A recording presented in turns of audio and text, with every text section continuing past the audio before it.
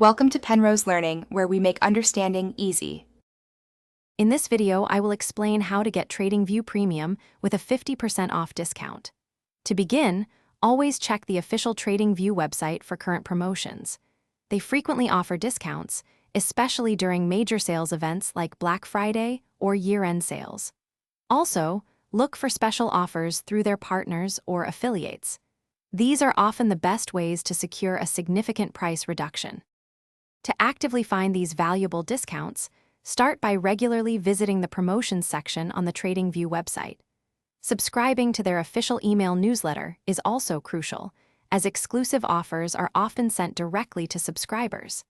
Additionally, follow TradingView on their social media channels, where they frequently announce flash sales and limited-time promotions.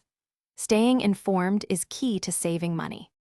Once you've found a fantastic 50% off discount, applying it is straightforward.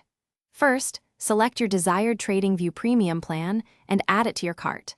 Then, proceed to the secure checkout page.